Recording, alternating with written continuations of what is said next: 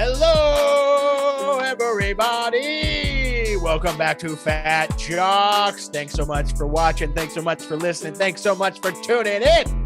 If you've seen the show before, God damn it, you know what to do by now. Go over to Apple Podcasts, give it a 5-star review, 5-star rating, leave a review, subscribe on YouTube, send over an email to fatjockpod@gmail.com if you have any questions or concerns. My big fat friend Bryan Vokey, what in good God are we talking about today? Today we got a juicy one, folks. I make some bold statements about my former top 5 boxer, Billy Joe Saunders, who's now nothing to me. I talk about how the entire DAZN card on that Canelo-Saunders fight made a mockery of boxing, much more of a mockery than Jake Paul or Floyd Mayweather could ever do. Are the A's moving to Portland? We discuss it. We'll say, hey kid, Willie Mays, was his catch known as the catch overrated? Bruce thinks so. And by the end, he may have convinced me. You'll have to listen to find out.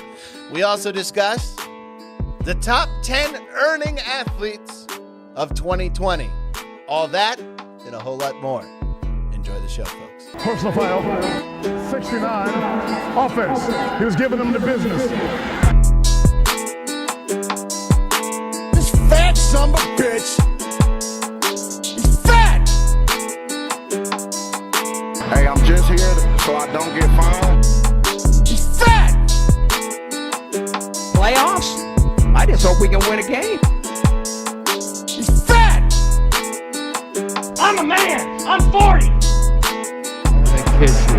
I couldn't care less. Bryan, how the hell are you? I'm pretty good. It was a busy weekend, and I feel like a lot of things have been said about sports events that happened over the weekend. That's the problem with releasing a podcast on Thursday that you record on Tuesday, is that you want to talk about the weekend that just happened. And I worry that maybe we're a little bit on old news. But what I think is that we just have more time to marinate, to get more nuance, to get more. I feel like that. But yeah, it is an interesting time period because we're always catching the tail end or the very start of things. Right. I'm super pissed. We're recording right now. It's 1:20 p.m. At 8 o'clock tonight, the NFL schedule is released. I would have been excited to see that. Although I have been taking issue. Twitter really will, when you see something trending and you're like, wait, what does that mean? What does that mean? What does that mean? Because what I saw was trending was Jordan Love was trending.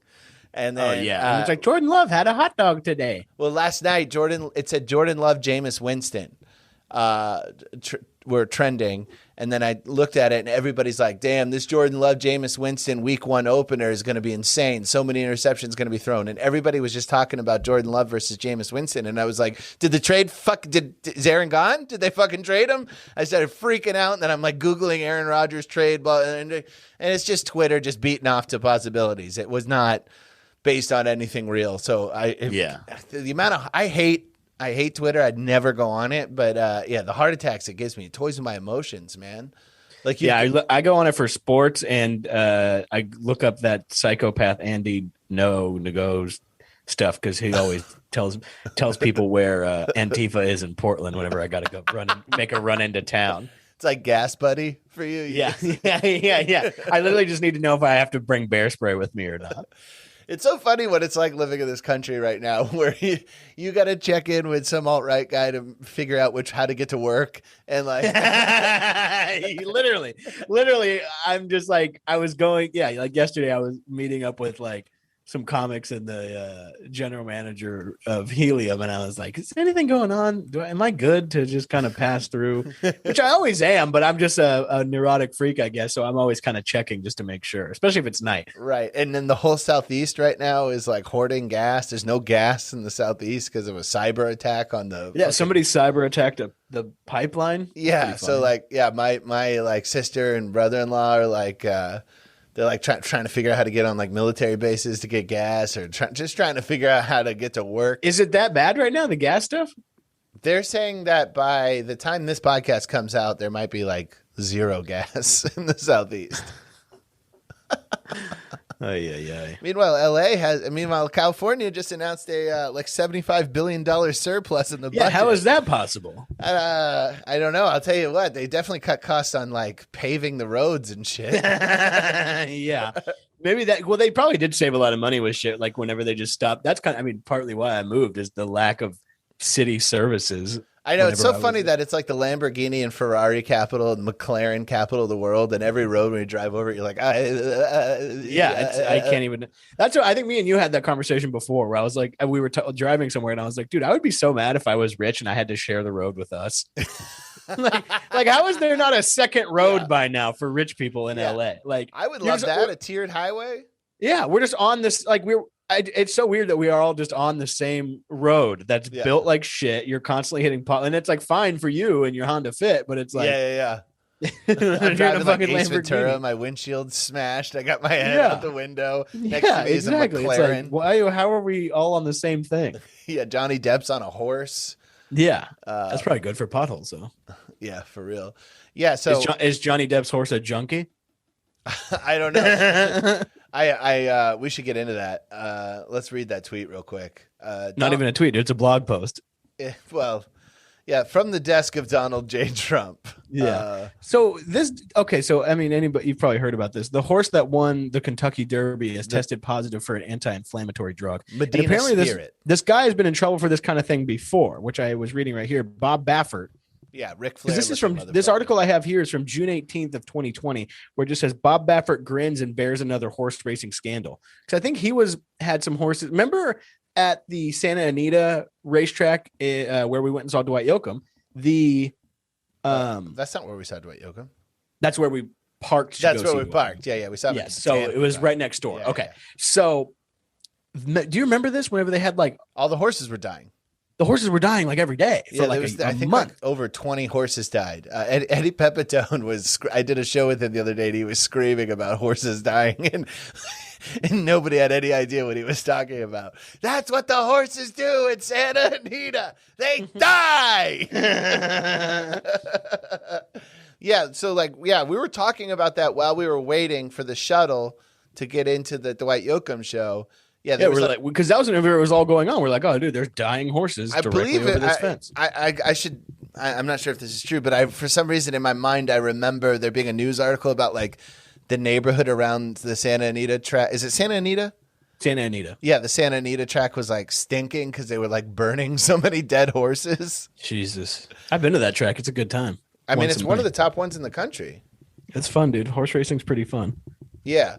So what was the drug that this horse tested positive for? Has a long name, but it's basically like an anti-inflammatory. It's not even like a steroid or anything. Yeah. So what I'm hearing is that his new excuse. First, he said there was nothing going on, and then he said maybe it was the hay. Maybe there was something in the hay that they were feeding him, and now he's saying that he's admitting that the horse was treated for dermatitis, which is a skin rash. Huh. Okay. I don't know if there's any other kind of rash, but. Yeah, a rash. If you have a rash on the inside, you're in big trouble. Yeah. So allegedly there was something in the cream. I'm double checking my claim about these horses being burned.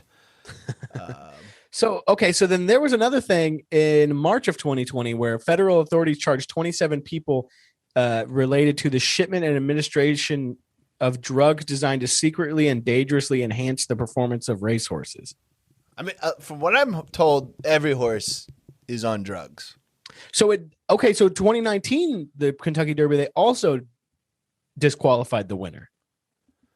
Yes. Why does it matter if your horse is on drugs? They should pump these horses full of drugs. They live in hell. Yeah, I mean, I also don't understand like if they're all, it's kind of like with Lance, how like people think Lance Armstrong is the only cyclist who's on drugs. It's like, no. Oh yeah, they had to disqualify the first like 30 cyclists. Yeah, exactly. Like the fucking Latvian 90th place guy got the yellow jersey because they're all doping. I don't. It's tough. It's like, how do you regulate this at this point? You know what I mean? Like, I don't know. But here's what Donald Trump had to say about the Medina Spirit. He said, so now even, I'm not going to do the voice. So now even our Kentucky Derby winner, Medina Spirit, is a junkie. This is emblematic. He doesn't know what that means. This is emblematic of what is happening to our country. The whole world is laughing at us as we go to hell on our borders, our fake presidential election, and everywhere else. What does that have to do with the horse being a junkie? I don't know, but it's very funny to bring it back. It's literally like a dude being like, oh, look, the line at McDonald's is long. It must be on account of my ex-wife, Shannon, who's a bitch. Well, it's also it's like how a PR agent teaches you to plug your project when you go into the radio station, where they're like, so I heard you grew up in Georgia. And it's like, yes, which is also where we filmed Walking Dead, which season 13 coming out. He's trained to just tie everything back. So I don't know. I grew up, my grandfather used to take me to the horse tracks. I would play under the benches while horses would race, and he would bet, and he would shove hot dogs. My grandfather would eat hot dogs in the most insane way, where he would open his jaw, like it was almost like he was unhinging like a snake, and then he would wiggle the hot dog to get like deeper in there, and then he would Jesus Christ. Yeah, he would bite like 3/4 of the hot dog at once, and then dunk it in water. Yeah, they would like have this giant chew in his mouth of hot. He looked like John Kruk or something, just a giant. You remember John Kruk from the Phillies? Of course. Yeah. He would chew, dude. He had cancer of some sort. I think it was actually testicular cancer. Probably not much to do with dip unless he's doing it wrong. Or if he's doing it right, how they do it now. You know how they put it like under their balls or in their armpits now? Do they? Yeah, because they banned smokeless tobacco in baseball. So a lot of people... Oh, they did that a long time ago. Everyone just still does it. Whenever I worked for that minor league team, I would have to like hide tobacco because they would send an inspector every now and again. So it's basically my job whenever he came to be like, oh yeah, I'll be right out. And then grab the other like assistant, bat boy who was below me, give him a bucket and be like, hey, go around and tell everybody to put their stuff in here, and then hide that in the clubhouse manager's office while I took him to the other locker room to inspect that. Oh, that's dope, dude. Yeah, dude. Baseball. There's all kinds of little shit like that, dude. You don't just put it under the because every double bubble, is that what? Yeah, everybody has double bubble, right? Yeah, the buckets of it. Yeah. So we have a million empty buckets, so I would just put it in the bucket, and then I would just hide it in like old jerseys in the clubhouse manager's office. Why do baseball players need to chew? I don't know, but it's kind of it's a calming thing. The same way like you want to vape or smoke a cigarette like before you do stand-up or while you're doing stand-up, you know what I'm saying? Yeah, but nicotine is a stimulant. I thought it was like just to keep them focused with it. It is. Maybe it's focused. Maybe that's what it is. But it's whatever makes me want to take 10 puffs of my vape before I get on stage is the same thing that makes baseball players want to chew while they're playing. Also, it looks kick-ass. When you're doing stand-up, do you watch the stand-up the way in the deck batter? Yeah. Where I have a microphone and I'm like, and you try to tell a joke the same exact time he does. Yeah, yeah, exactly. Yeah, I don't understand why every horse should be on drugs. The same way every baseball player should be allowed to do steroids. Every horse should be able to be on drugs. Yeah, I mean, there's a little bit of a consent difference there. Yeah, I mean, they're already going against consent by making them fucking play. It is interesting too that like, you know, these horses, like, you don't want them to die though. Like if you have a fast horse, you don't want to make them a junkie because you want them to fuck forever. Yeah, that's where the money is. Exactly. That's where all the money's at. Same thing with like in all those sports, that's where all the money's at. In bull riding, all those dudes have like, same thing with Dallas Evie's dogs. All those people have kennels or they raise bucking bulls. Like raising bucking bulls is big money. I don't understand why people like Elon Musk or LeBron James don't get into that world. Where it's like, I'll sell you my sperm for $4 million. Just one load? Yeah. You make $4 million for one load? Yeah, I would buy some LeBron James cum just as a dude. If I was novelty. Married and I would be like, dude, the Vokey genes end here. This is it. I'm putting a stop to it because I'm the last. I'm the last Vokey male. I'm the last gray, and I don't see any pressure to continue it. I see a lot of pressure to stop it. Hopefully it doesn't come down to it and we have to fucking make a gray Vokey kid. Yeah, dude. We have to mix our semen. Be like, that's Jamarcus Gray Vokey right there. Yeah, Jabrian. Yeah, Jabrian. Sorry, yeah. Jabrian LeBruce Vokey Gray. Jabrian LeBruce Gray Dash Vokey. Oh, yeah, I forgot because that was always your reason. guy on whatever Brian DeLongpre. Yeah, Bryan DeLongpre Vokey, by the way, has always been my planned son's name. Yeah, DeLongpre, the street that I was next to my house in L.A. Brian DeLongpre Vokey. DeLongpre. But dude, no. But could you imagine if you were sitting there and you're married to your wife and you're like, babe, have I got a surprise for you? I've got a And vial. then LeBron James comes in and he just jacks off into a shot glass. I mean, if you were LeBron James's friend, was that out of line to ask him to do for you as a favor? No, not at all. Especially those guys are so rich that you know what happens to rich people. They all swing. Like if I were to ask Elon Musk or like Bill Gates or somebody, to, hey, you mind laying it down real quick? I'll give you $4 million. Would you want him to lay it down or would you want him to just crank one out into a shot glass? I'll tell you. I don't know why I keep saying a shot glass. I'm sorry. Terms are his. Whatever it takes. Whatever LeBron wants. What LeBron wants, LeBron gets. Yeah. LeBron. Yeah, maybe my girl's not up to LeBron's snuff. You know. Yeah, I mean LeBron's wife. She's not the most attractive belle of the ball, but she's loyal. That's her deal. I do love. You know, that's like Snoop Dogg. I do love like these people who. You ever seen? You know what? I don't want to go down this road. It's too rude. But you've already said bad things about Snoop Dogg on here, so you can kind of say. Oh no, I have no fuck Snoop Dogg. Yeah. I was about to get into somebody else who I have immense respect for, and his wife, who it's kind of shocking that that's a relationship, but I'm not going to get into that. All right, okay. Well, hey, listen to the Patreon. I'll give you a hint: boxing. That's all I'll say. I don't. Oh, fuck. I'm Oscar De La Hoya. Dude, I ever tell you about that Uber driver who picked me up and was telling me about how his friend hung out with Oscar De La Hoya and he was being all weird and doing coke and like wanted to like get pegged and shit? No, but I mean those pictures are public of Oscar De La Hoya in fishnet stockings and high heels and drag. Yeah, he's a freak, dude. Yeah. All right. This is boxing. Man? You wanted to talk about the Canelo Billy Joe Saunders fight, which I watched. I enjoyed it. I liked some of the earlier matches first. Soto versus that one guy whose name I can't remember. That was right before. That was a good match where Soto, that stoppage was dumb, but Soto kept just going for the kill punch every 2 seconds. Yeah, Soto that body looked a little roided to me. Yeah. And I'm always anti-jacked boxers. I know he's a flyweight. I know he's fighting at 108, but he looked like he was wearing a muscle suit. Yeah. The Canelo Billy Joe Saunders fight was good, but it just didn't. It seemed like Canelo had it in the bag the entire way. It was Takayama, yeah. Well, they stopped that, and then I loved how Takayama came back out and started shadowboxing. Like, I'm not done. Is there any possibility they would have restarted that fight? No, once it's done, it's done. So there's a lot. Listen, I'm letting you get. Why don't you go ahead and tell me more about your thoughts, because I have about 25 minutes that I need to get off my chest. Okay. Well, I was watching it.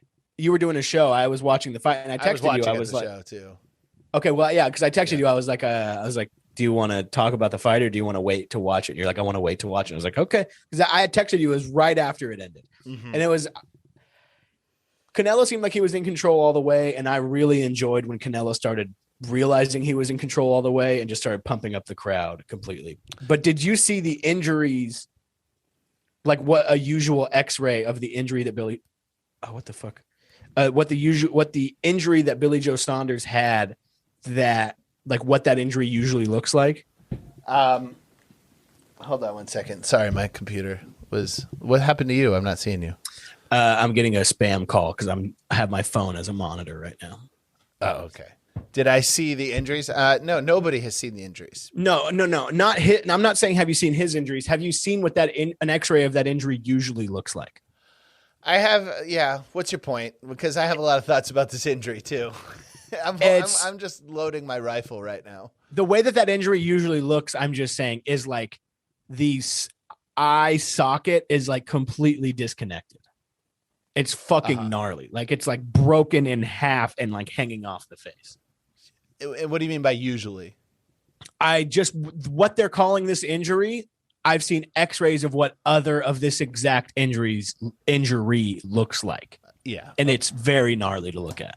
Okay. Well, 2 words for Billy Joe Saunders. Daniel Dubois. Do you know who Daniel Dubois is? I do not know who Daniel Dubois is. Daniel Dubois is a boxer who, I forget who he was fighting, but he fractured his orbital bone which is what they're claiming happened to Billy Joe Saunders. The only person who has said that he fractured his orbital bone is Billy and Billy's promoter, Eddie Hearn, which, of course, Eddie Hearn wants to say that the injury happened because he doesn't want to admit that if it weren't true, he would not want to admit that his fighter that he promotes quit on the stool as soon as the fight got difficult. But you think that he quit on the stool, or his eye was swollen shut? Did he quit, or did they stop it? His trainer quit for him? He quit on the stool. The trainer came out and said, I stopped it. Tibbs is his trainer. He says that I stopped it. But if you watch the replay, Billy Joe Saunders he didn't stand up. He didn't he didn't say no. They said his eye's completely swollen shut. Is he supposed to keep fighting in that moment? Just let me tell you. All right. Daniel Dubois was a fighter who quit on the stool in 2000. I forget when. Fractured orbital bone. Billy Joe Saunders pulls up on Instagram and says, I've got all the respect in the world for anybody who gets in the ring, but Daniel Dubois, you broke your eye. He goes, get carried out of the ring, mate. If you're going to get in that ring, get carried out of there. He goes, I don't care if my eye's broken. I don't care if I can't see. You're carrying me out of that ring. I will die out of that ring before I quit on the stool. That's what Billy Joe Saunders, from the horse's mouth, talked that shit. And then he gets on television and he goes all the time, constantly, I'm a gypsy, I'm a traveler, I'm a fighting man. It's in my blood. I would be fighting if it wasn't for money. I'd rather die than quit. All this talk, same talk that Tyson Fury has. Same, Tyson Fury going on Instagram every day saying, me and Billy Joe are cut from the same cloth. He's going to shock the world. Tyson, he is not cut from the same cloth as you. When Deontay Wilder knocked Tyson Fury's ass out with a punch that is 3,000 times harder than anything Canelo could ever do. Deontay Wilder is one of the hardest punchers in the history of boxing. Clear shot, right, perfect connection, perfect hook, right on Tyson Fury's face. Tyson Fury gets up and wins the round. This is not the same thing that Billy Joe Saunders could do. Billy Joe Saunders was in that ring squinting his eyes. I think his eye was more squinted for him. No, listen, Nakatami. Last week, we talked about Matsuhama. I don't remember how to say his first name. We talked about how Nakatami had a fractured orbital bone and was knocked down twice versus the now incarcerated Felix Verdejo. That was one of the best fights I'd ever seen. He came back and won that fight with a fractured orbital bone. Naoya Inoue, who's potentially the pound-for-pound best fighter in the world, was fighting the Filipino dude, Denor. I forget how to say his name. He won that fight with a fucking fractured orbital bone. And then they were interviewing a bunch of boxers after, and they were saying, what did you think of the fight? And they were like, oh, he quit. And then the reporter says to... was it Robert Garcia? I forget who it was. He was talking to some boxer, and he says, well, he had a fractured eye bone. Have you ever fought with a fractured eye bone? And the fighter came back. I wish I had saved it, but he's like, bitch, I fractured my orbital bone in the second round of when I won my title. Listen, these are not normal people. Listen, I'm a bitch. You break my eye, you can have my wife. I don't care. Like, I'm not a fucking boxer. Billy Joe Saunders is a boxer who talks a lot of shit, and he quit right on the stool as soon as the fight got a little bit difficult for him. You fight through that. You at least have the referee stop the fight. That's personally. Billy Joe Saunders is your guy. Well, this is why I'm a little bit frustrated, because I bought into his talk. I feel like I was swindled. I know that this is probably the 15th episode where I say boxing choked me up, because I understand boxing. There's something. Did you cry after the Canelo fight? Not after. During. Not during. Before. When Billy Joe Saunders came out on that stage. And you're watching on your cell phone at a comedy show and you're crying? I was watching it in the parking lot of a grocery store after the comedy show. I said choked up. I didn't say. I don't think I actually shed a tear, but I'm not above. You were alone, so there's no real. I'm not above shedding a tear. If I had shed a tear, I'd come clean. But there was just this moment where I'm watching Billy Joe Saunders, who I've been paying attention to for a long time, because I think he's so funny. But I'm watching him walk out on that stage. And I remember a press conference 5 years ago. I forget who Canelo was fighting, but Billy Joe Saunders crashing the press conference, talking shit, saying, "I want you, Canelo." And the fact that, I'm picturing him winning, getting into the Olympics, representing the UK in the Olympics. This guy who's been fighting since he's fought, pictures of him as a kid with punching gloves on. Just like, you know what I mean? Just like his whole life, his family, he comes from dirt, leading up to this moment, sold out football stadium. And here it is. Here's your big moment. You worked your whole life for it and you fucking achieved it. And I'm getting choked up. And then I'm watching him box. And first of all, I think he watched the Mayweather Canelo fight, and because he tried to kind of do what Mayweather did to Canelo, but Billy Joe is not as good or fast as Mayweather, so it was the wrong tactic. And then when he quit on the stool, I was like, bitch, you lied to me. You fucking lied to me. You've been lying to me for 13 years. Ever since I first heard your name, it was carry me out of the canvas. You're going to have to nail me to that canvas if you want to keep me down. You fucking swindler. And I'm glad he got his money, and I'm glad his family, his great-grandchildren will be wealthy because of that fight. And he deserves it. Anybody who gets punched in the face, whether or not they quit, they deserve it. It's a blood sport for our entertainment. So by all means, make your money. But I will never fucking root for you again. I mean, at least pretend to protest your fucking ringside coach ending the fight. At least just for a little dignity, act like, you know what I mean? Like that hold me back shit people do where they're like, they grab somebody's arm, put it around them, and then they go, hold me back, hold me back. Like do something like that. Canelo, on the other hand, I have a hard time. Excellent fight. Excellent fight. I have a hard time liking Canelo. I really do. Because it's not his fault. It's because the media has been sucking his dick because he's the first YouTube boxer. He's the first guy. When he was 15 years old, he was viral on YouTube back in the day. I didn't know that. That's how he got famous. And it's awesome. He's 15 years old. He's knocking out 30-year-old dudes. And there's nothing wrong with Canelo except for the fact that the judges always score in his favor. There are at least 3 fights that I believe he lost that he won on the cards.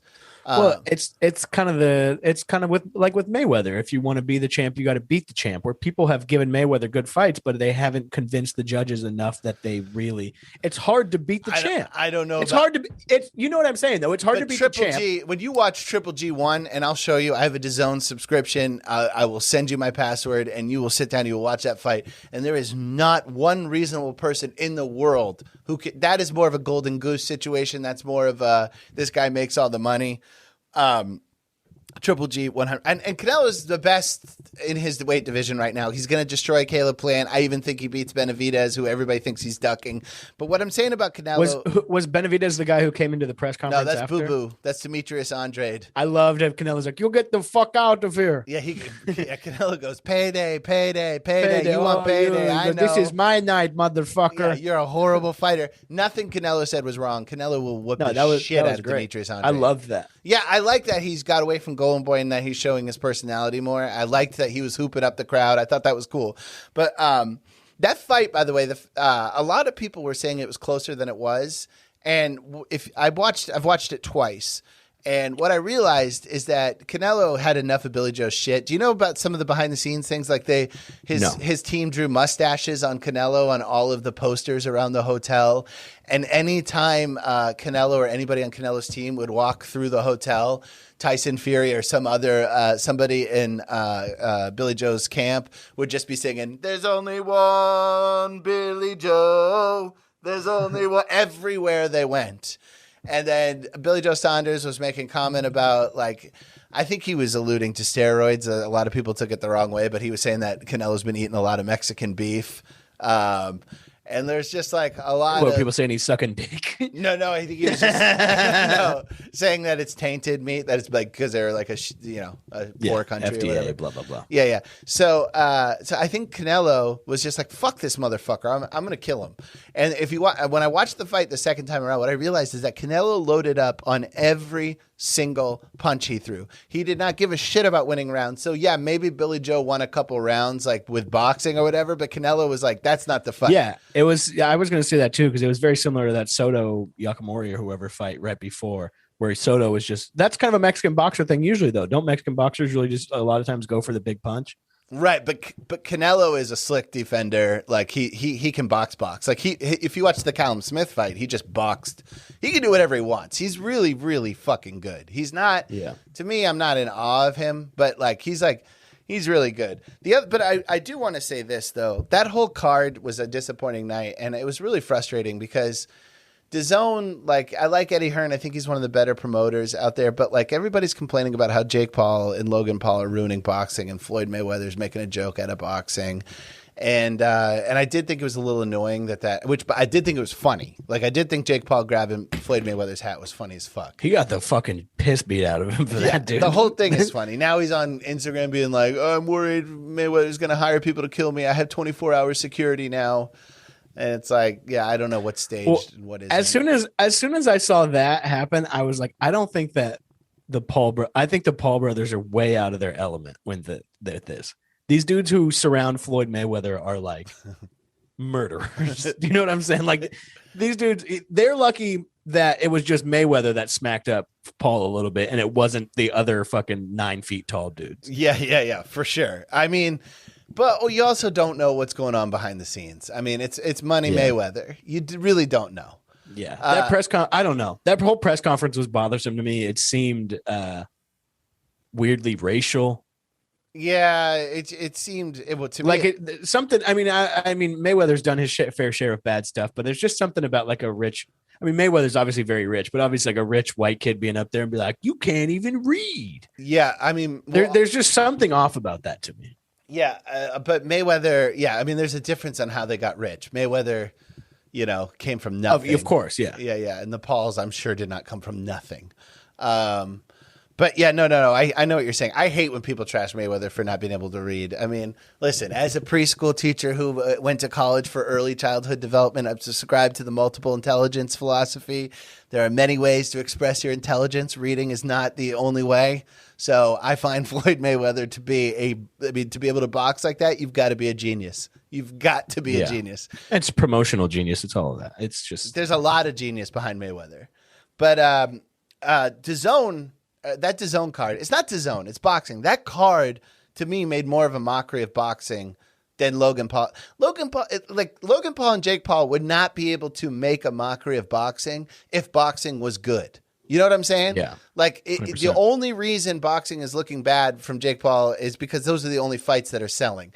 And then you finally get a marquee fight. You find it's the largest indoor fight in American history as far as attendance is concerned. Largest American event in general since COVID started. Finally, you've got a real thing going on. What happens on the undercard? You got a heavyweight fight with some fucking loser. I don't know. I don't even remember who Frank Sanchez was fighting, but he just pretends to get hit in the back of the head and then falls over and flops like a fucking wrestler just to get out of the fight because he was getting his ass whooped.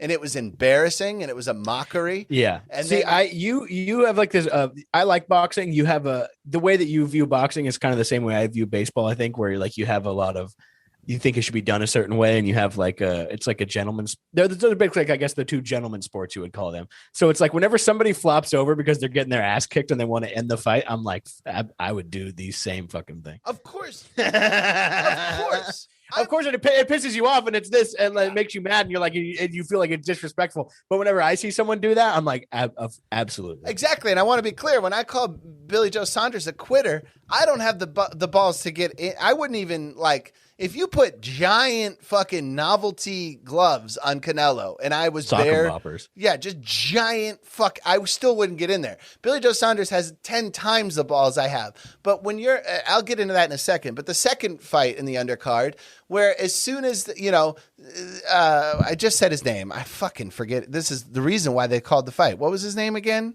The Japanese guy? I just fucking said it. Takayama. So Takayama is 37 years old. He takes the fight on a month notice. He actually goes up a weight class. He's retired 4 times too. Yeah. And Soto is an up-and-coming young guy in this heavyweight. Flyweight is already a really hard weight class to sell because it's 108 pounds. It's not the juiciest weight class.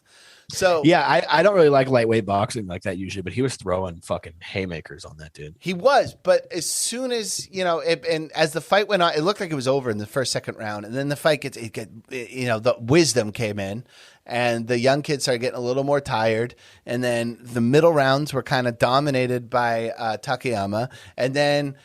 When it looks like the decision could go either way, as soon as there was a flurry thrown, they stopped the fight because Soto is going to potentially more of a moneymaker. It was such a business decision to call that fight. That's what bothers me about boxing, because the way that he got up and started shadow boxing, he wasn't really that dazed. It's just boxing is just so fucking dirty. It's can't so get dirty. Into it. And again, that a bit way bigger mockery than Jake Paul stealing a hat. And then you get to the heavyweight championship fight of the world. And you get to the unified super middleweight, and you have the boxer quitting on the stool. Sugar Ray Leonard fought with a broken orbital bone and a detached retina. He won that fight. Like, if you want to talk the way you want to talk, and you want to be one of the great boxers of the world, you've got to fight through some of the most horrific things. Fucking Muhammad Ali had his jaw broken by Joe Frazier. He or somebody. Maybe it's George Foreman, one of them. Somebody broke his fucking jaw early in a fight, and he continued to fight. And that guy who fought Nakatami, who fought Verdejo, fought through a broken orbital bone. Anyway, like I mentioned earlier, fought through a broken orbital bone. So when you finally have the whole world looking at a fight, and then the guy quits, it's just like this whole event is a bigger mockery of boxing than anything the fucking Paul brothers could ever do. It was in June 6th, though. June 6th, Floyd versus Jake Paul. May 22nd, Josh Taylor versus Jose Ramirez. I'm like, all right, I'm like, boxing, you finally have another great unified fight. How are you going to fuck me on this one? How the fuck are you going to screw this one up? This is another fight.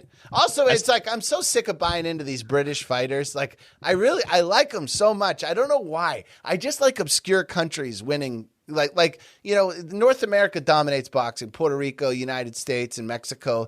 They dominate boxing. So it's kind of fun when you have like Josh Taylor's a Scottish guy. He sounds like Fat Bastard, and it's like he wears plaid boxing shorts. It's just something, there's not a lot of Scottish champions. So here I am. I'm going to be rooting for him the same way I was rooting for The Traveler with Billy Joe. I like the story. I get into the narrative. Maybe it's my soap opera.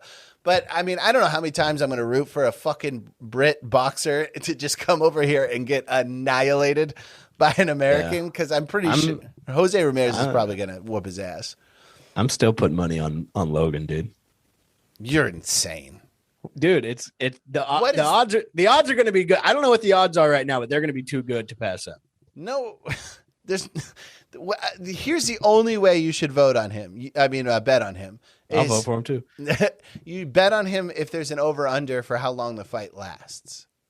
Well, Floyd's going to try to take it as long as possible. Right, but if the over-under... That's Floyd's thing. Yeah. I mean, maybe. He should have... I wish he had just done McGregor right. I wish he had just pieced McGregor up. So Logan Paul is plus 715 to win. That's still... That's not great. That's not great. Yeah. Whatever. I mean, it should be like 4,000. I know. It should, hopefully, the closer it gets, the more it is. All right. Well, anyway, those are my thoughts. I hope that I didn't bore everybody. There's a few things we could talk about.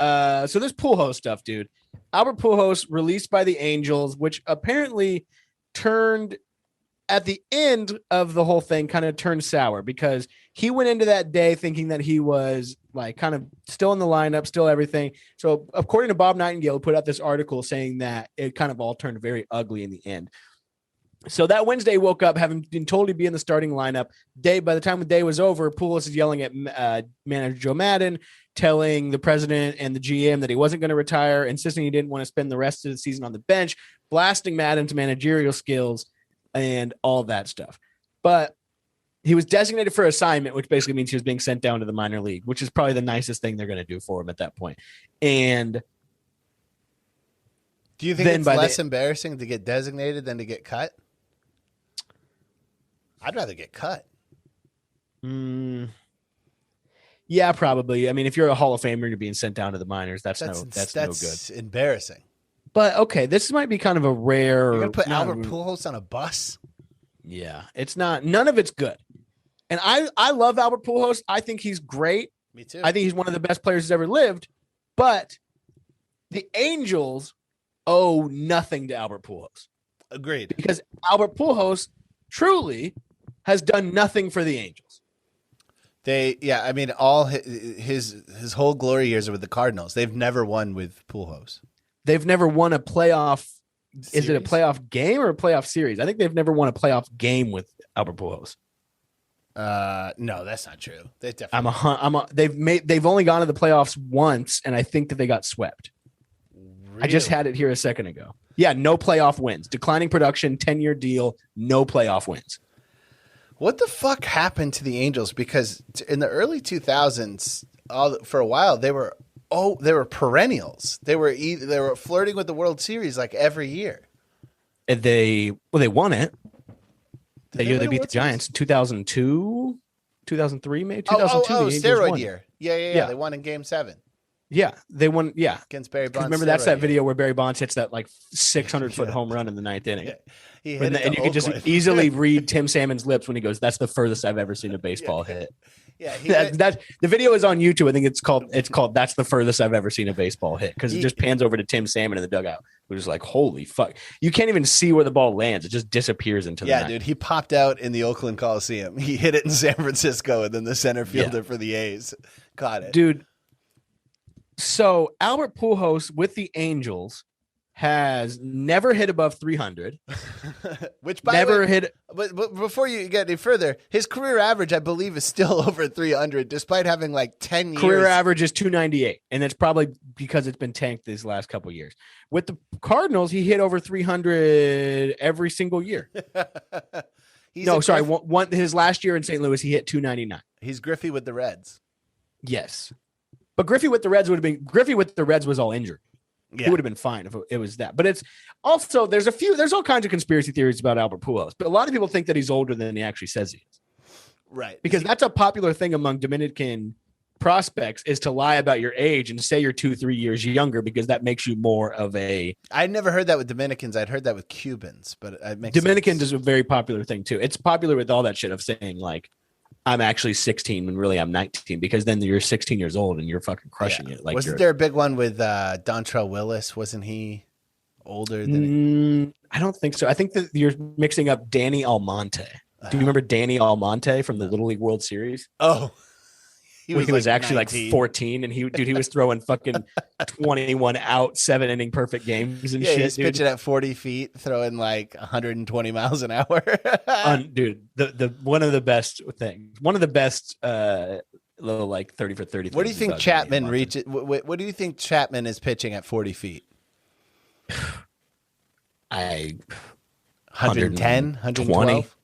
120 probably. 120 from like you don't even. I mean, actually, no. He's probably throwing like 105, 100. No, I can't even say because what I'm thinking is in the Little League World Series they always show what it would be like in MLB where those kids are throwing like 80 from 40 feet and really in MLB it's like 107. Right. So it's just fucking. So imagine he's throwing 100 at 40 feet. That's going to be like 130, 140.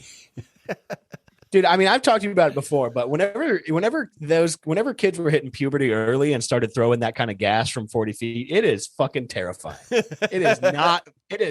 I was catching a lot of it, so I was like, whatever. But hitting off of that shit is not fucking fun. It really will suck the joy out of baseball really fucking fast. Especially because they don't have a ton of control. I mean, also knowing your personality where you're Googling where Antifa is before you leave your house, I imagine you're a little bit of a nervous fella. I'm not Googling just to see where Antifa is. Like, oh no, I'm trying to make sure I can navigate the city I live in safely with these fucking dorks. But that's the same part of your brain that is like, fuck this. When literally, dude. I mean, I had a fuck this moment with that. And then whenever I started moving into high school baseball and these kids are throwing that fast, but it's moving, I was like, this is fucking lame, dude. I hate this shit. I had a similar moment where I was playing tight end and I had to go across the middle and I got laid out by some giant Italian kid. And I was like, this sucks, dude. Dude, same thing. I had the same thing in football. I got fucking blindsided on a kickoff and I was like, why? What the fuck am I doing that? Like, I don't know what that is. Maybe I have no idea what part of my brain that is to be like, this is fucking gay. Like, I fucking hate this shit. This is not fucking cool. I'd rather not get hit. I'd rather host a podcast where I call people who do get hit pussies. Yeah, there you go. Exactly. So, okay. Albert Pujols, 0 playoff wins. Yeah, I mean, he's hitting 109 on 198 this year, 0 postseason wins. I mean, yeah, he got his like 600th home run and 3,000th hit with the Angels. And like, obviously he's a first ballot Hall of Famer. That's no doubt. But the Angels don't owe him anything. No, the Angels, he never really, no, the Cardinals owe him something. Yeah. It would be it would have been a good show of whatever. But it's like, why are the Angels going to keep an unproductive bat on their bench all fucking season? Do you know what I'm saying? I mean, why would they protect Albert Pujols' ego when they have maybe the best player in baseball history in his prime right now? Like, you want to take advantage. Pat Barker made a great point. Pat Barker, very funny. They have a sports podcast. I forget what it's called, but him and Jeff Sewig do have a sports podcast. Pat Barker made a great point on Facebook where it's like the same people who bitch about Mike Trout being wasted are the same people that are bitching that the Angels should have let Albert Pujols retire at the end of the season. See, yeah, no, I'm on the other side. I'm like, let's get it done. Let's get Mike Trout. Yeah, absolutely. Get Mike. I mean, if I was Mike Trout, I would have fucking got out of there a long time ago. But right, which makes you question Mike Trout's desire to win. The fact that he's re-signed. Absolutely. Yeah. I mean, $480 whatever million will make you pretty happy. Listen, but as far as I'm concerned, Mike Trout doesn't want to win, and Billy Joe Saunders is a pussy. Next time. But we were talking about this too, and it's like, do the Tigers do this same thing to Miguel Cabrera? Yes, we were talking in text about that. He's batting 95.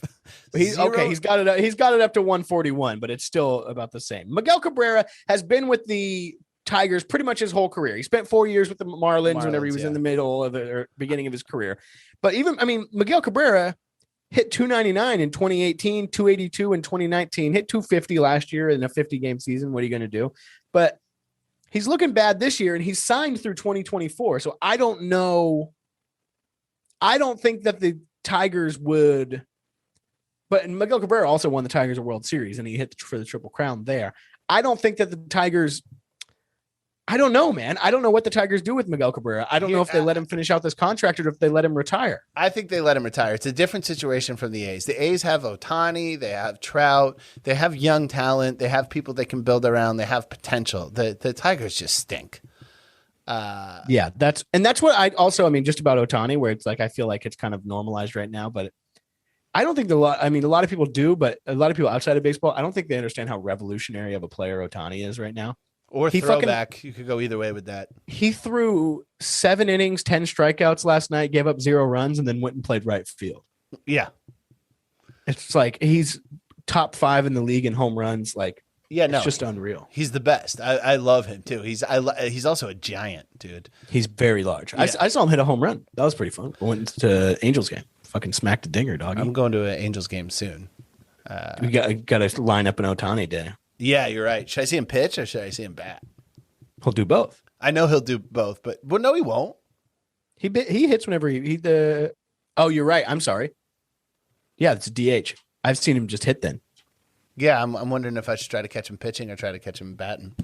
But and then I just have a few more small baseball things. The MLB has told the A's to look into relocating, because they've been fighting over the stadium for fucking 40 years. They've been fighting over that stadium since when I lived in Oakland. That was like, everybody thought that they were going to actually, there was a time where people would not even entertain the idea that the Raiders were going to leave, but were sure that the A's were. So the A's had a stadium deal, and they were really close to getting a stadium in Fremont, which is an East Bay city. Yeah. But Fremont actually has some kind of deal with the Giants, because I didn't know this, but when there's several teams in an area, they have marketing deals with like cities where it's like, that's the A's apparently wanted to move to San Jose a few years ago, and the Giants shut it down. Yeah, but for some reason there's like legal reasons that they can do that. Like I don't really understand how the city of Fremont is, has to be a giant city. I don't know how that works. I haven't really looked into that. So there's territorial rights. That's right. Yeah, that's interesting. So if the A's are going to move to San Jose, the MLB would have to convince the Giants to waive their territorial rights. I don't see the A's moving somewhere else in the Bay. No. If they're probably going to look at Portland. Yep. I have a list here, and this is kind of what I had already thought. The Portland is a good one. It would make sense. Yeah, and all of these would make sense. the things that make the most sense are the A's being able to stay in the AL West. Yeah, I agree. So, Yes. So the A's being able to go to either Vegas, Portland, or those are the two in the West Coast that they would make sense going to. Or the third thing that makes the most sense is going to Nashville. I would not entertain Vegas if I were the A's. I wouldn't do it. You're going to be, because the Vegas Golden Knights got there before the Raiders did, so they got to settle in as the Vegas team. So that hockey team is massively popular there. The Raiders are the fucking Raiders. They're going to sell everything out. And plus you have all the other shit going on. It is going to be really, really hard for the A's to build a loyal fan base and sell tickets in Vegas. Nashville makes a lot of sense. I just don't know. It's going to be AL Central, I guess. Yeah, they would. I mean, what would you do? Would you send who's the most Western team in the AL Central? The Rain. No, the Rangers in the West. I know. Yeah, I'm trying to think. So maybe the Royals. White Sox. Who? Maybe the Royals. Well, I can check it out right here. What's the most West team? It's definitely the Royals, or maybe the White Sox or Cleveland. I don't know a map off the top of my head. Yeah, no, I mean, with Nashville, you'd have to put them in the East, maybe. Yeah, but the AL East already has. In football, the Titans are in the AFC South. There's just with baseball, there's West, Central, and East. So I just don't see them leaving the AL West. So I would guess Portland makes the most sense, or maybe I don't know, man. Not LA. No, not LA. There's no room down here. They've been wanting to move a baseball team to Portland for a long time, and Portland has a shockingly good baseball culture. I know they have semi-pro leagues. I've seen Netflix. They have a minor league team. They have an independent league team, and the Portland Pickles are really popular here. Portland Pickles are a collegiate wood bat summer team. Right. Yeah. And Portland would make a lot of sense, and they already have a basketball team. Nashville would make sense because they have a football team. They have a hockey team. They also, like, a lot of baseball players are from Tennessee. Yeah, like it would make a lot of sense, and they would be very welcoming to that. Vanderbilt don't like a perennial contender in the College World Series. I just don't see them leaving the West and leaving the West as a 4-team division. Do you know what I'm saying? Yeah, I mean, I mean, whatever city works if it works, they'll figure it out. I mean, yeah, that Portland is probably going to be the move. I would guess it would be Portland if they were going to move. Just to keep everything aligned and to keep all the AL leagues. What about Austin? Is that in there? No, that would make sense though. That would make sense too because they could also stay in the East there. Yeah, I mean the West. Austin A's. Yeah. I mean Austin doesn't have any pro sports though. Exactly. That's why I'm saying that. Yeah, that would make sense. Austin or Portland, I would say, are probably the two. And I feel like baseball does well in Texas. Yeah. It would make sense. A lot of it. The Astros have diehard fans. The Rangers. I don't know what's up with the Rangers. Yeah. It was Willie Mays' 90th birthday this week. Happy birthday, Willie Mays, one of the greatest to ever do it. And I will besmirch him. Well, first of all, did you see? By the way, the Red Sox could have learned from the Giants. So when they took Willie Mays out to wave to everybody on his 90th birthday, and he wasn't able to walk. They put him in a nice Cadillac from like 1954, nice teal Cadillac, and they versus putting Ted Williams on a golf cart. Yeah, putting Ted Williams on that fucking golf cart, like they just picked him up from the nursing home and were about to throw him in a gutter. That golf cart was bullshit. They should have given him a Cadillac. You know what the funniest part about the Willie Mays thing was him filming on his cell phone, which is such an old black dude thing to do. To be like in like a big moment and just be filming it on your cell phone. Is that an old black guy thing to do? I think so. Interesting. I don't know. I've lived in Mexican neighborhoods for so long. I don't know what anybody else is up to. I don't even know what white people are up to anymore. By the way, you were in your neighborhood. My neighborhood erupted for Canelo. Erupted. My neighbors were partying in the backyard, and I was sweeping my backyard, and they had looked over the fence, and I was like, "¿Qué onda, Canelo? Esta noche número uno." Oh, you have okay. I thought you just had hipster neighbors who are like into Mexico or something. Oh no, Trump. Dude, I'm fucking. No, they're legit Mexicans. I'm in the suburbs, dog. Hell yeah.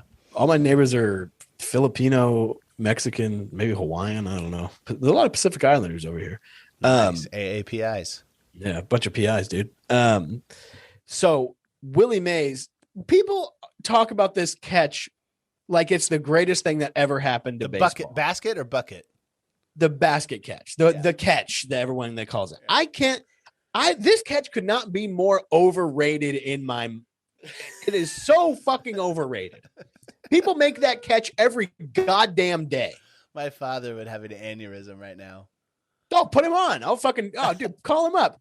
What is so special about that catch? Andrew Jones did that catch every day of his goddamn life. Drunk. Drunk. But it's like, why? What is it? Why? What is it? And I was reading another thing about it where people say that he had like the wherewithal, like the fucking presence of mind to throw the ball back in after the catch. And it's like, that's what you do. That's how the game continues. If he caught it and goes, what do I do? What do I do? Yeah, what the fuck do you expect him to do? He threw it in because that's how the game continues, you dumb fucks. That catch sucks. I did see they did a I'll make that catch. We could go out and I will make that catch. But I'll tell you this right now. First of all, no, you won't. Yes, I will. He was running 15 miles an hour. You're not gonna. I've run seen the sports science. I'll do 7.5. Yeah, he ran 15 miles an hour, which is pretty fucking fast. And also, according to ESPN Sports Science, if he had lifted his glove 0.4 of a second later, he would have missed it by 2 feet. It's not a hard catch to make for a professional. 0.4 of a second. Player. That's baseball. It's all about split second stuff. Yeah, maybe it was good because it was back then and people didn't know how to play defense. It was in a World Series too. It was game 1 of the 1954 World Series. I'm well aware. And maybe because it was at Polo Grounds, I believe. And so it was like 400 and whatever feet out there. Yes. Maybe that's why it was so far away. But they found out that it was actually like 7 yards or something, which is like 21 feet longer of a run than they originally had measured using satellite, whatever. Satellite. I think it's a pretty good catch, man. I got to tell you.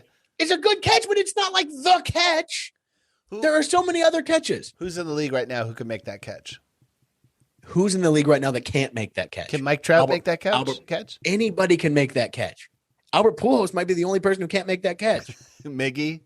Yeah. Maybe these old guys, maybe fucking Bartolo Colon. That catch is nothing. Anybody in the league right now can make that catch. That catch is nothing.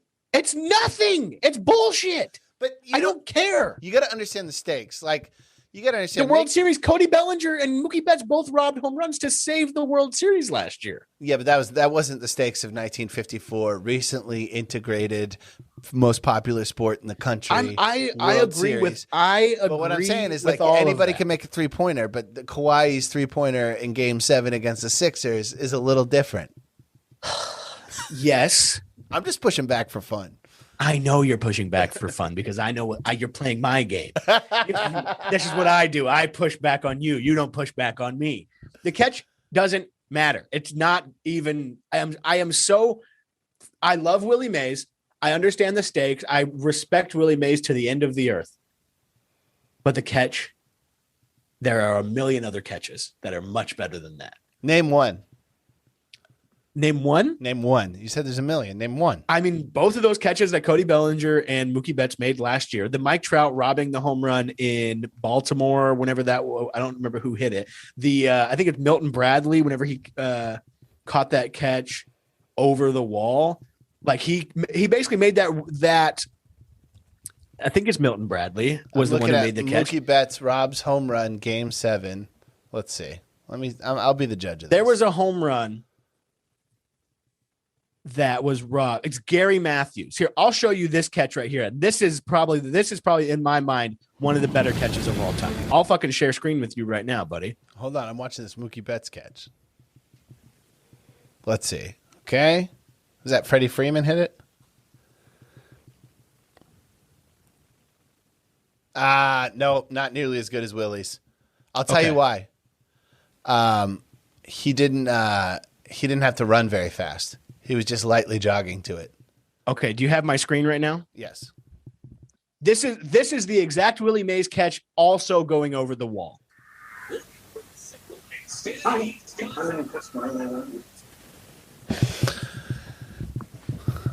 Hold on. Pull up the catch. That's pretty good. Dude. Okay, I'll play these two catches side by side for your bitch ass. It's just not that impressive. I'm sorry. I don't mean to make your father have a fucking is overrated. Yeah. Oh, does it? Yeah. There goes my originality.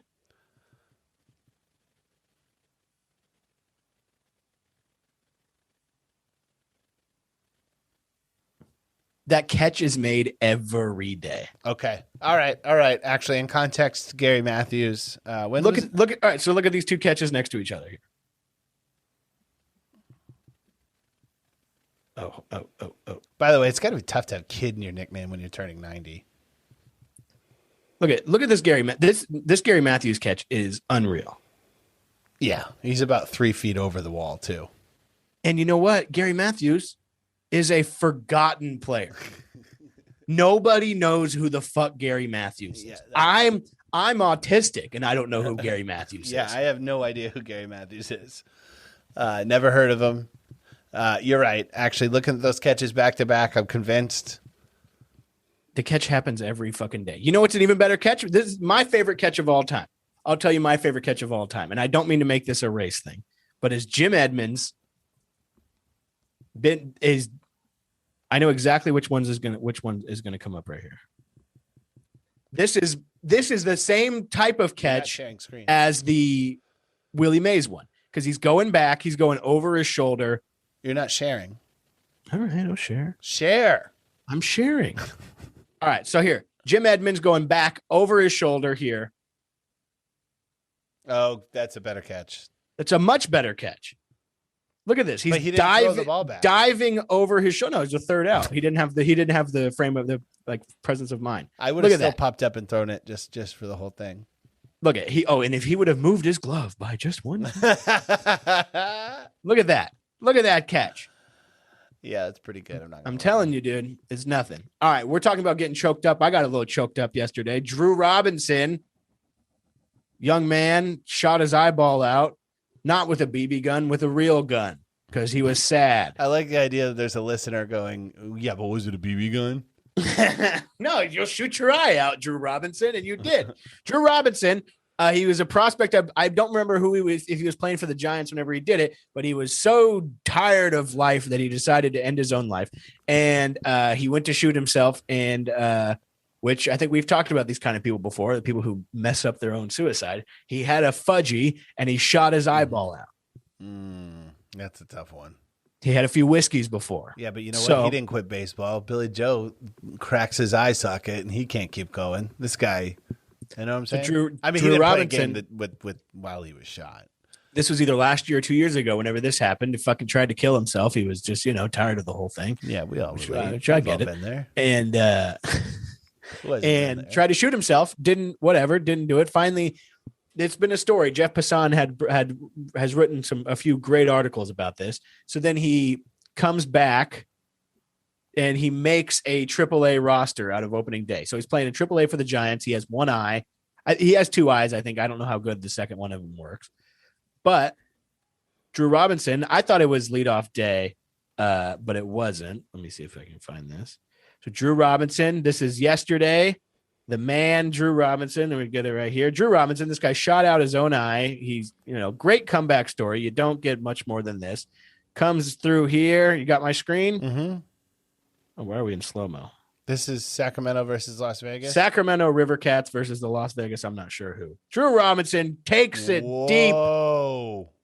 Hitting a bomb. Not doing so hot this season. He's back, though, drops a bomb. But here's where it gets good. Comes around home plate here. Where we go? Oh, I missed it. Oh, come on. Show him hitting home plate. Can we do that? All right. It'd be so funny if he didn't touch a single base. He runs first to third. No, let him go. No, let him go. But his family was there. It was the first time I think his family had seen him play. And then after he hits the home run, he points up to the crowd. That's his parents are there. Beautiful story. Yeah, that is a tearjerker. All right. So Drew Robinson. Tim Tebow is signing with the Jaguars. Is that nepotism? What is that? Who gives a shit? The whole league is nepotism. I mean, you got to think what Tim Tebow did for Urban Meyer's career. Urban Meyer won 2 national championships. He got a Heisman Trophy with Tim Tebow while he was there. And you think Tim Tebow's the best college quarterback of all time? No. I think Tommy Frazier is. Touchdown Tommy Frazier from Nebraska. Maybe. Sure, you know Trevor Lawrence never lost a regular season game in college or high school. Yeah. I see, because they lost to Notre Dame, but he had COVID this year. Yeah, when they lost. Yeah, that's pretty fucking wild. Trevor Lawrence rules. I'm on the fan whatever. He's hot, dude. I want if you all you got to change is his penis to a vagina, and I'm all in. That's what we said before. If we're fucking anybody, it's gonna be Trevor Lawrence. I'm not disagreeing with you. I don't give a shit. I'll get in that ass. Brother, I don't give a shit. I'm gonna get in that ass, brother. Look at that man right there. I will get in that ass. No, but I like his interviews. He just seems like a robot, dude. He seems like he's just built to be a champion. Yeah, that's what you need. That's what you want in a quarterback.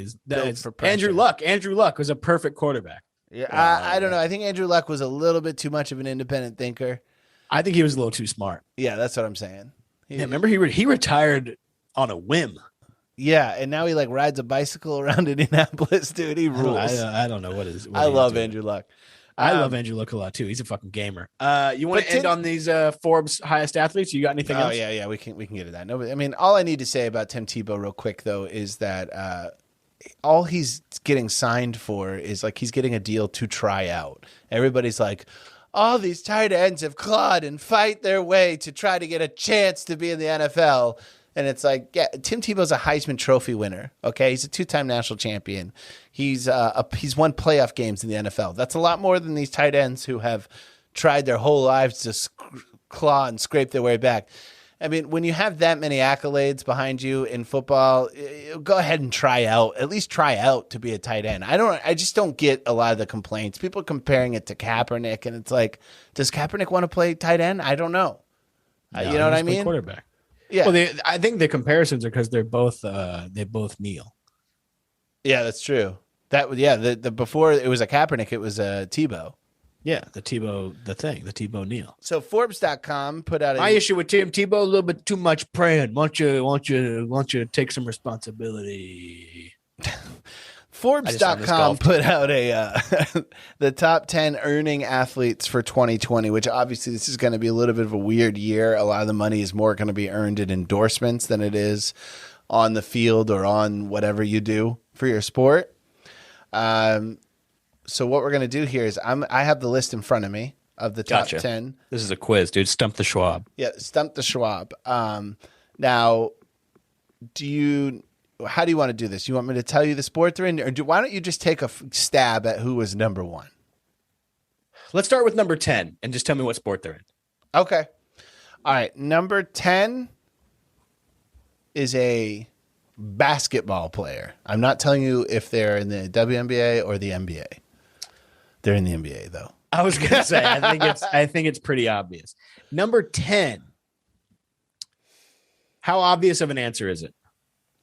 It's, I would say, it'll feel more obvious when you hear the name than it really is. Kevin Durant. Yes, sir. Nailed it. Let's go. Ladies and gentlemen, Bruce Gray. 1 for 1. Number 9 is a football player in the National Football League. Patrick Mahomes. Oh, let me get one more. Position. Come on, man. What other position? All right.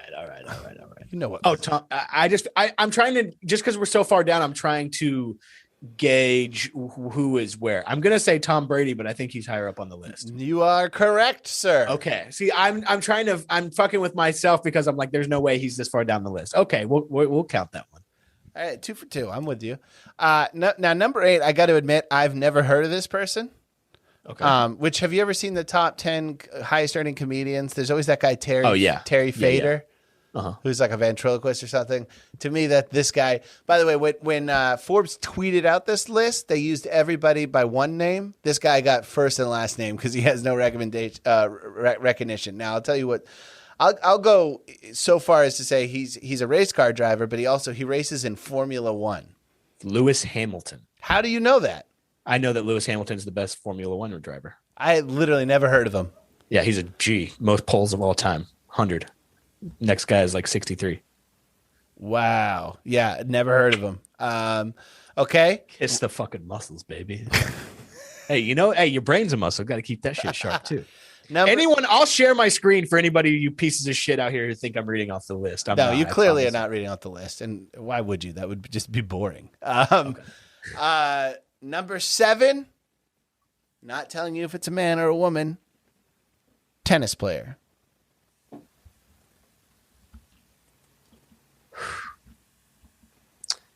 I can't think of the name off the top of my head.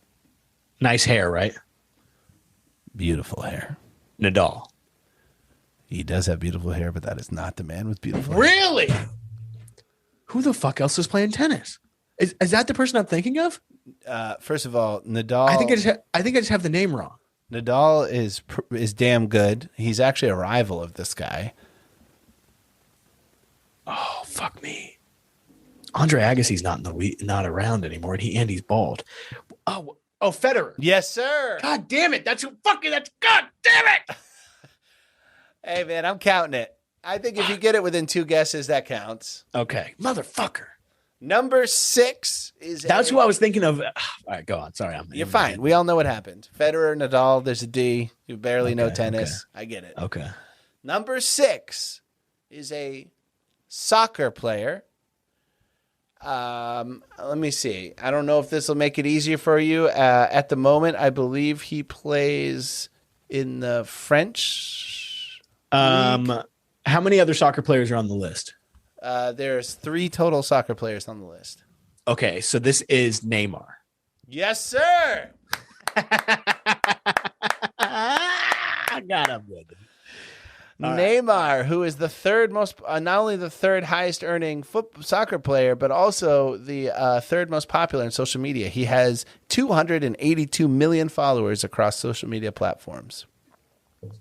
All right. Number 5 is a basketball player.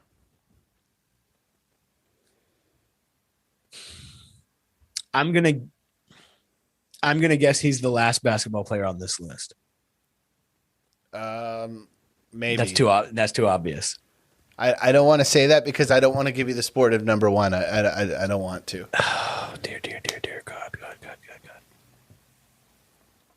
Number 5 highest earning athlete in 2020. There's only 2 possible answers. Is James Harden? No, it's LeBron. James Harden is not even the highest earning net.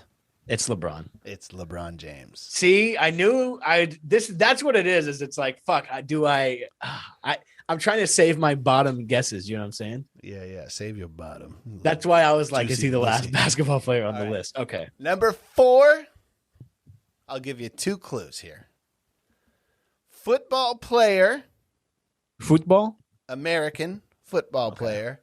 And potentially the most controversial, only is with finances, not in personal life. Probably the most controversial player on the list, as far as like people being like, "What the fuck?" So that's a lot of hints. Did I say Tom Brady already? You did, and you were right. Okay. Also, nobody, whatever Tom Brady earns, nobody would be like, "What the fuck?"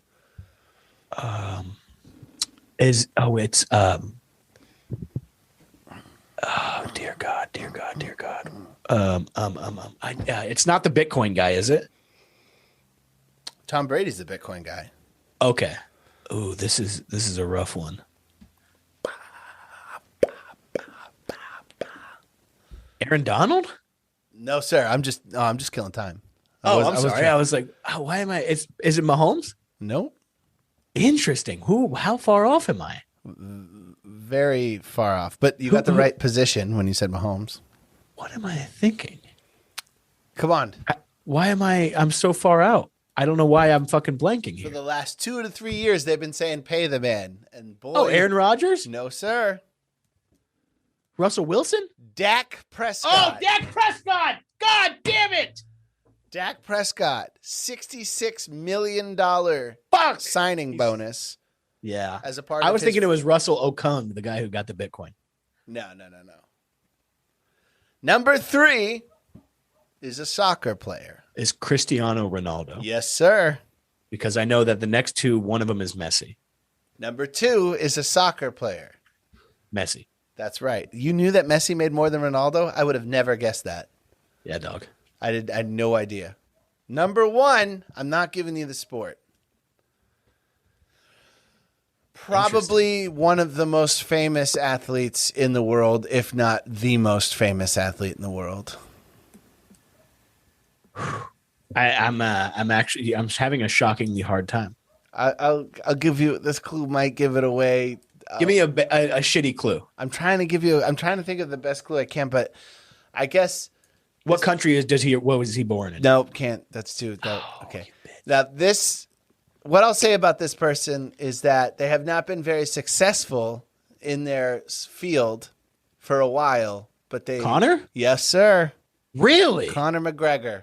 Wow. I couldn't figure out how to give a clue that wouldn't just give it away. 100%. Conor McGregor, Interesting.